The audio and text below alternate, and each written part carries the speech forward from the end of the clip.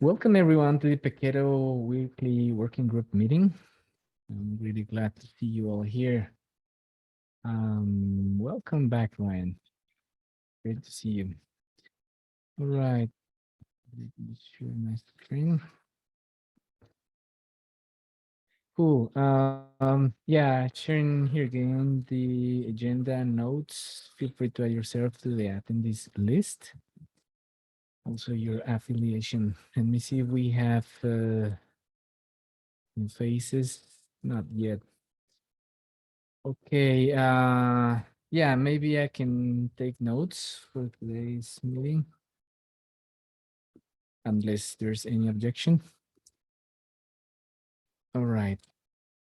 Okay, let's start with outstanding RFCs. First one being the health checker Buildpack RFC. Yeah, I don't see Daniel here, the author. So the last comment was a couple of weeks ago. So it looks like needs more review. But just wanted to know if there's any comment really about this RFC.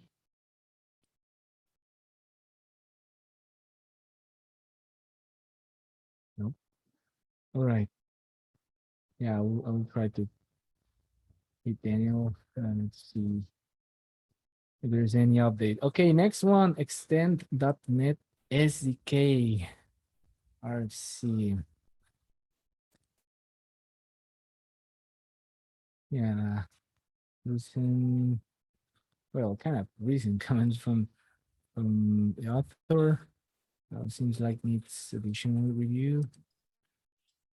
I don't think that there is any update on this one from last week. I think Forrest is still waiting for some review from Emily. Okay. All right. Okay.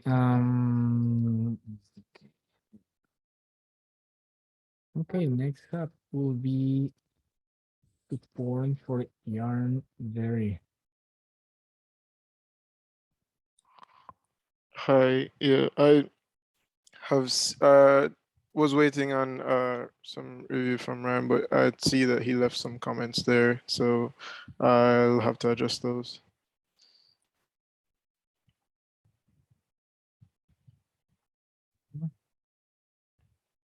Okay. Great. Any other comment? Nope. All right.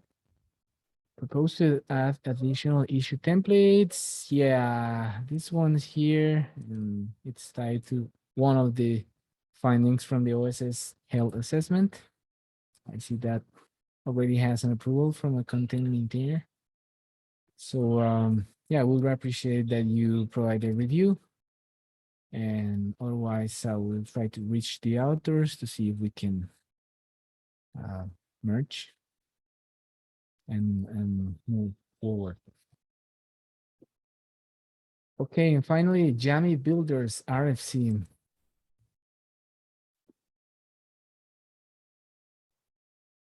I have some comments, but no really recent activity. But I don't know if there's any update or comment on this RFC.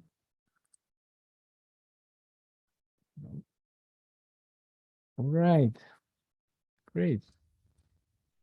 Cool. Seems like that's it in terms of RFCs this week. So next up will be CMV updates and or questions. I wasn't able to find any recent update beyond what we shared last week, the CMV user survey.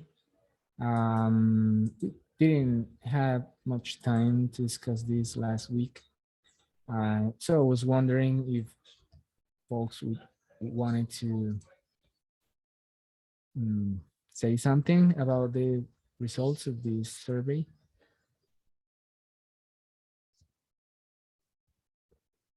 Nope. Okay, yeah, it has some interesting insights there that, again, top of mind for users is better documentation, at least for the CMD project. And they seems to like it. Yeah. So yeah, recommended with So- Yeah, John? so David, yeah, I reviewed this with Rob, and interesting information and some good actionable information. Some of it is a little hard without the context of the users and what they like, some of the intricacies, I guess, of whatever their solution is or how they use it. So I don't know, do you know if there's any like information on the people who filled out the survey for follow-ups, or is it just all anonymous? Yeah, well, I don't know. I could definitely try to reach out to them to see if there's any follow-up information from this. Yeah, I will try to reach out to them.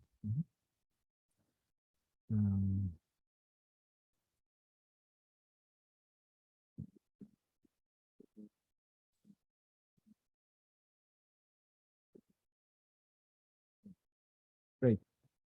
Cool. Thank you, John. Okay, next up. Project update. Is there any recent update about the Paketo Buildpacks project that some of you would like to share?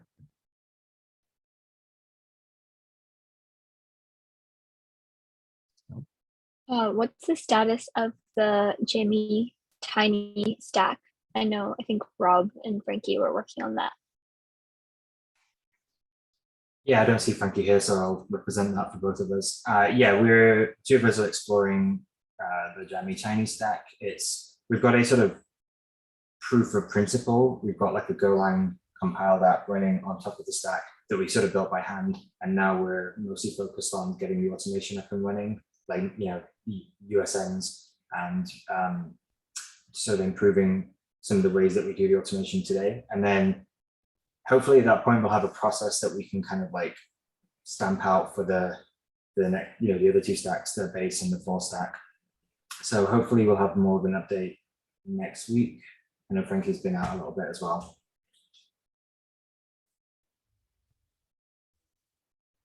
Oh, thank you, Rob. All right. Great. There's any update?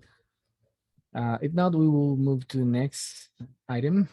This was a topic that was brought up by Sam last week, and we didn't have enough time. We received this bomb topic, so I don't know if Sam would like to start a discussion here. Sure. I think I pasted we had quite a bit of discussion in Slack. There's a long thread around the way Packet currently uses Sift and the potential drawbacks of using it that way versus the way that something like Libpack uses it, the potential drawbacks there, and like what's a happy medium we can have. I think the general proposal I was that we try and use at Bloomberg, and also something that I wanted to propose was to move all of the Sift logic out into a separate binary. And instead of Sift library being the interface, we use the Sift CLI as the interface. And almost all of the Paketo customizations that have been laid on top of Sift can just go in that binary. If there are any specific SBOM related fixes, we don't need to go and update Packet and then every build pack that's trying to use it. We can just update this Sift binary independently, and any SBOM that's generated by the other build packs can like be fixed or updated. This also helps with use cases like ours where we want SBOMs to look slightly differently than like the ones that are generated by Packet and the Paketo ones. Like we want to enrich the Go metadata in some other ways, or we don't want certain components in the SBOM that are invalid, for example. So if we just moved all of the SIFT logic out from Packet to a separate build pack that just provides a SIFT-like binary, and that SIFT-like binary can ideally contain any customizations that Paketo needs. That's the standalone thing that will live there, and then if someone else wants to use it, they can inject their own SIFT-like binary. And ideally, I think the long-term goal was when whatever this binary is, whatever customizations we're adding on top of it, we can make appropriate changes upstream to SIFT so that we're not actually copy pasting files from their internal Go packages, and instead we can just import their library, add in whatever additional Paketo specific things we need to add using hooks, and then just use that. The other piece that we currently have that I think is missing from the current library is like, apart from running SIFT, we also have a couple functions that map or transform the output that lives specifically inside the build pack that's calling out to SIFT. So first it calls out to SIFT, generates a base SBOM, and then can make slight modifications on top of that, which is like very specific to that build pack. Like if it knows more information and it wants to enhance the output generated by SIFT in some way, it can do that. So it can either map or filter out or transform things or add more components. But that's the sort of discussion we had in Slack. Don't know if I missed any of the other discussion points. Yeah, curious to know people's thoughts.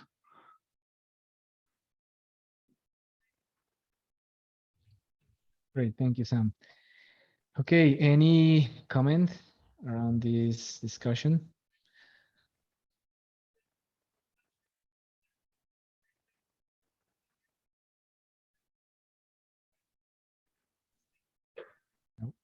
I don't think I have any sort of opposition to it.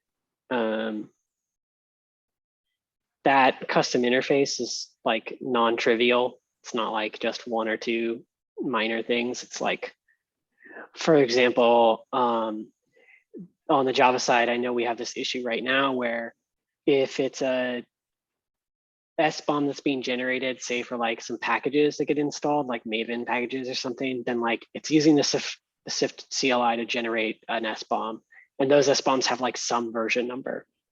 But if it's like the JDK or something that gets dropped on the file system by the build pack itself, it has like a totally like wildly different SBOM version number. And that's because it was like handwritten effectively and doesn't use any SIFT tooling whatsoever. So like that is definitely a problem I would like to see solved if we head in that direction further. And like, I'm not entirely sure what the API for that kind of thing would even look like.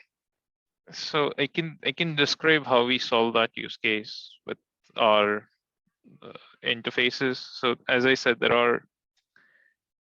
we have an SBOM generator interface that one includes SIFT, but it has a few additional methods like add an SBOM component or filter and transform SBOM components that are already generated.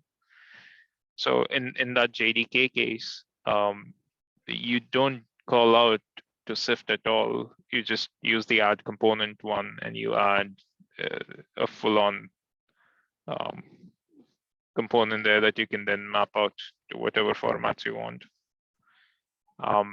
It just means that you need your own model if you want to export to more than one format. So like if you want to export to Sift and CycloneDX and SPDX, you need some common representation, or you need something that can just provide all three of those versions from the Buildpack metadata.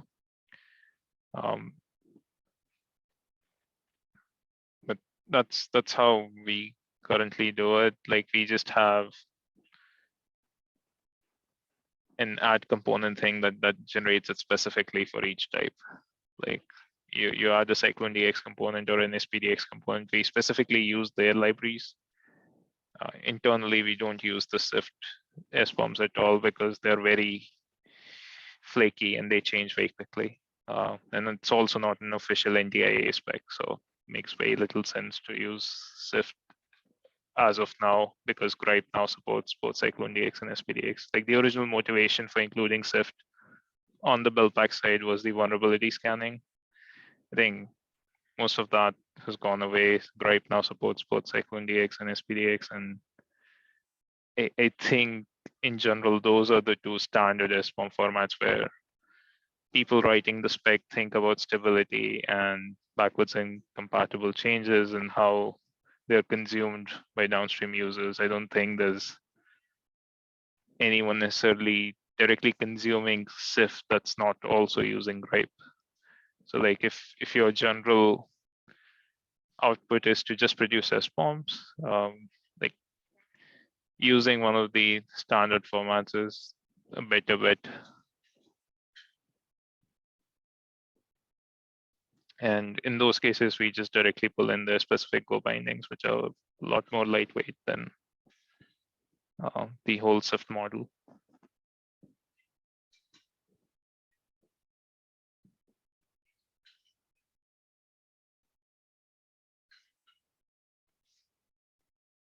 Okay, great. Any other comment? No. It may be something written, like a issue or something that just kind of outlines what your thoughts are here. Like, I think I broadly get it, but like just having something written down that we could like argue over, I think might help like push the discussion forward. Yeah. Yep. Also, the in the notes it says Pack CLI, it's Sift CLI, not Pack. Sorry. Yeah. My bad. Sorry. But I'll write up the issue. I just wanted to make sure that this was something that the project would accept before I spend more time or energy on it. I think always our concern was that the Sift CLI just didn't support like a large number of needs, and that the Sift build pack was just built on top of the Sift CLI. So that was kind of like we needed to address certain needs. So if we're going to go like a different route and not actually use the Sift CLI, but use something custom, I would be open to that for sure. Yeah, I think like the interface I want us to settle on is just the Sift CLI interface, like calling Sift with certain flags that are common, and then we can just drop in anything that looks like Sift and has our custom logic. That also helps a lot with like just the way the Buildpack binaries are packaged and how much code each binary has to pull in, or how easy it is to just replace the SBOM logic. Yeah, I'll try to write up that Slack thread in an issue. Should that go in the Rfcs repository or somewhere else? Anywhere you put it, we'll move it if it needs to get moved. Cool.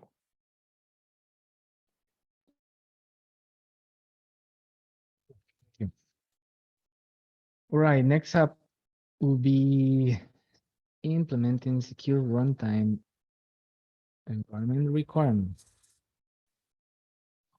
Yeah, this one was me. I will link the associated PR here as well, but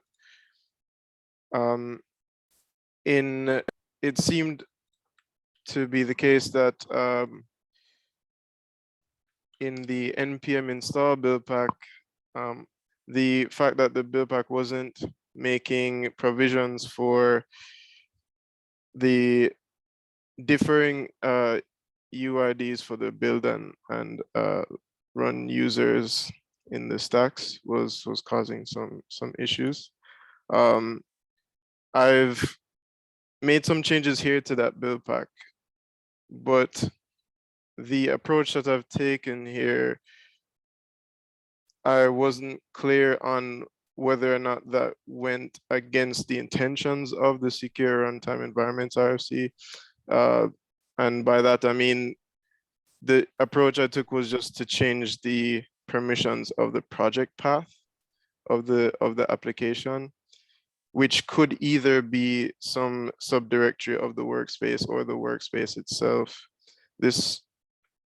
I had to do that instead of the node modules folder itself, for example, because the execd script, which is where the problem with running the npm install buildpack stems from, removes the symlink to the node modules, and that operation wasn't allowed even if the node modules directory itself was made group writable, because you're removing a node I found out from the directory itself, and so you're modifying the containing directory as opposed to just the node modules directory, was my understanding. And so in that case, there will be times where the execd script is having to change the permissions of, or sorry, the build pack is having to change the permissions of the entire workspace. And that seemed a bit permissive if the intention is to try and make as much as possible read only. Just wanted to throw that out here to see whether or not that's acceptable in this case.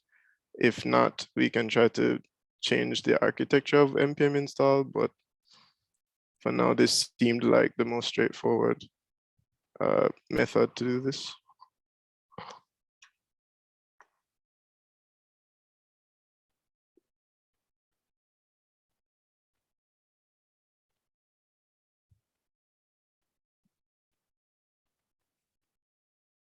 Right, Timothy, any comment around this topic? I am not entirely sure what's happening when it's creating the symlinks, but like, can you just walk me through why it does that during runtime, like changing the symlinks to node modules? Sure. So currently, we have two sets of modules created by npm install and yarn install. The launch modules are utilized by things like yarn start and npm start when the application actually runs. But for node run scripts, for example, we have the build modules, and both of those are symlinked to node modules at different times. So during build, obviously build modules are what's referred to by that symlink. Okay. But then at runtime, we attempt to kind of switch the symlink to the launch modules. And so that's, I guess, where the contention comes in. Okay.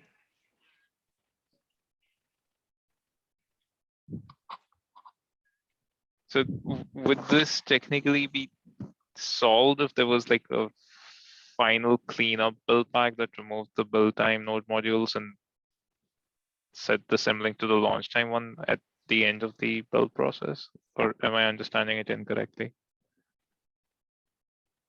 At the end of the build process, that's kind of what I'm attempting to do here, unless I'm misunderstanding your question.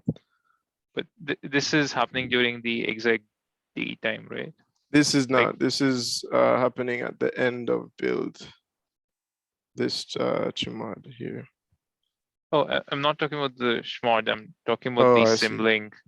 Like if you change the symlink at the end of build Oh, I see time what to you're the saying. launch one, you don't need shmod it. I mean, up to you. Like, I don't know what the wider group thinks about the security implications of this whole thing, but like these are dependencies and not application code. I would prefer if they were not changeable during runtime. And I think the ideal way would be that once the build time node modules are done being used, there should be some finalizer or something that switches it to the runtime requirements.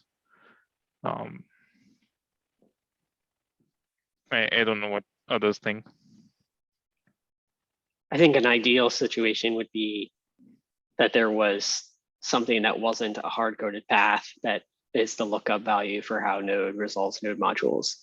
I know there's been some stuff that's been going on in the node space around like module lookup paths ever since they started introducing like first common JS, but then also the ESM module stuff that's happened more recently. I looked into it a little bit right before I took like 2.5 weeks off. So my brain is pretty foggy on like what I learned in that time, but it felt to me, I think that there was an alternative to this.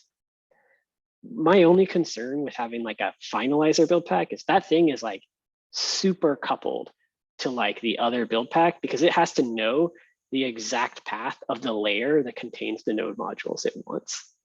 And how it even resolves such a thing is like not entirely clear to me.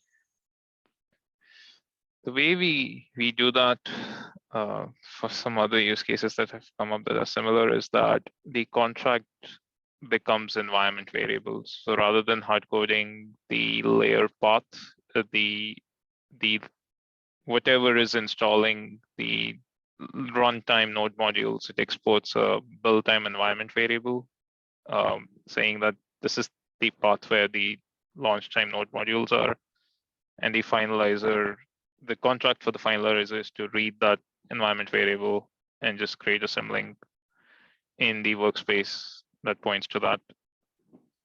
So you could make some sort of like symlink build pack that just has an API that's like, create these symlinks for me.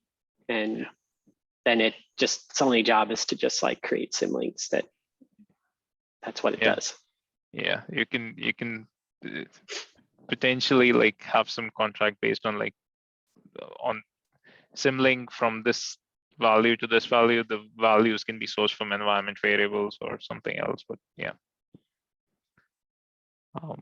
The only issue that we've encountered is like how to pass this information from a previous build pack to the last build pack, and the only way of doing that is through build time environment variables. So like all of the build packs will essentially have to do like some sort of a dot append operation to a common symlink variable that will be like this, like set this path to this path, and you're just doing like symlink dot append through all the build packs, and the last build pack just looks at that value and splits it on some delimiter and then creates all the symlinks.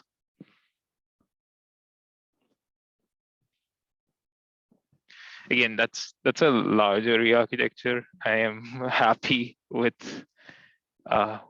like whatever this PR is, just to get people unblocked. But I don't know what, because right now we don't have any of this anyway. Like we don't have the secure runtime stuff anyway, so we assume everything is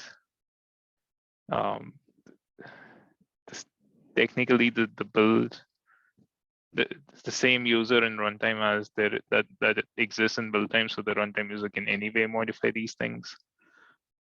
So just a schmod sounds fine, and then when this RFC is actually implemented for the npm install build pack, we can figure out a better way to deal with this. Okay, that's fine with me. I kind of just wanted to see if there was if there are any insights I could glean into like the larger philosophy we want to move forward with here across build packs. But yeah, I'll go ahead and finish this up for now and get this patched in. I think generally speaking, your hunch that we want to like reduce the level of permissions as much as possible, like have the tiniest scope of like common permissions, I think is the right one. So like, I think for like all of the decisions we make, like we definitely shouldn't be in a situation where we're saying like, just because one file needs write permissions, open up write permissions everywhere. Try to be as like kind of surgical in that decision making as possible. So I think you're on the right path anyway. Sounds good. Thanks.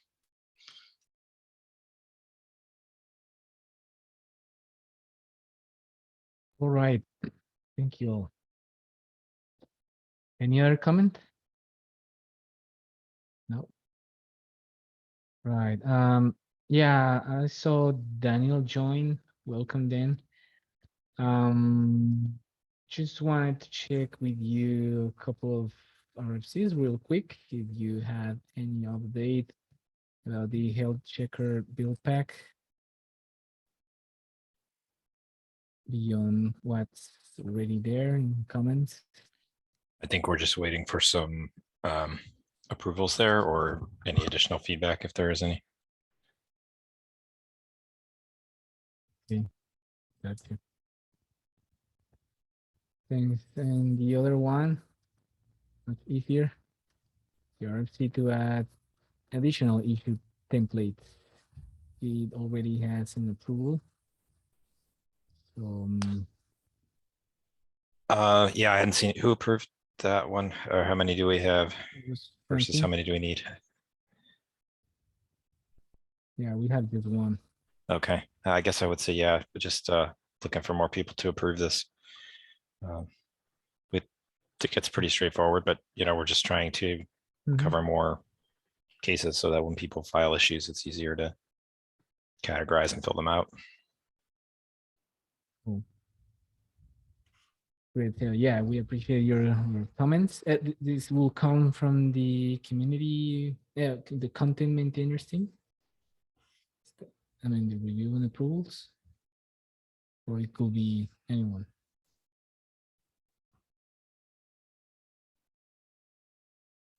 Yeah, well, nevertheless, for the team, please check out the RFC and your comments, observations, or approval, so we can move forward with this. Good. Great. Anything else you'd like to discuss here, share with the community?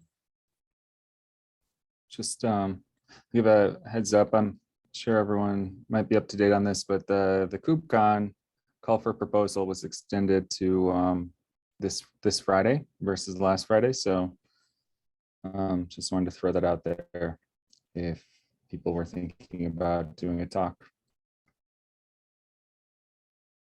I think there are already a couple of proposals submitted, which is awesome.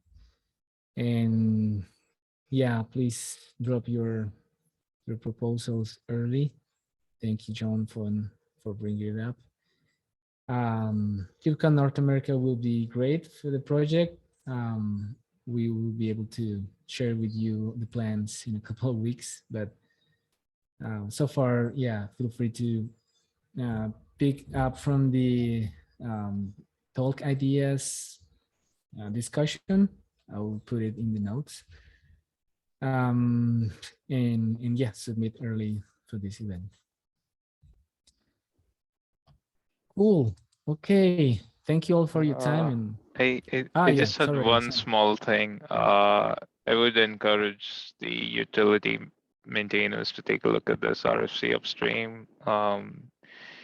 It's about proposing a scaffolding subcommand in Pack that can source the templates from community template repositories. So I know Paketo has a bunch of such templates. I believe that the latest iteration of the prototype covers, I believe, all the use cases that the custom tool in Paketo currently covers, which is like templating a bunch of things out and also invoking certain commands like go mod vendor or go mod tidy, I believe. So any feedback is appreciated. because the whole point of this is to allow different Buildpack author teams to plug in their own template and easily create new repositories using that.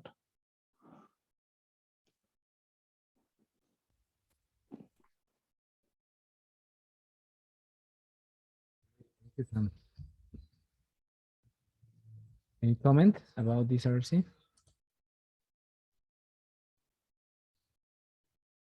No. Cool. Thank you for sharing, Sam. All right, folks. We're seeing anything else? I really appreciate your time and hope to see you next week. Thank you.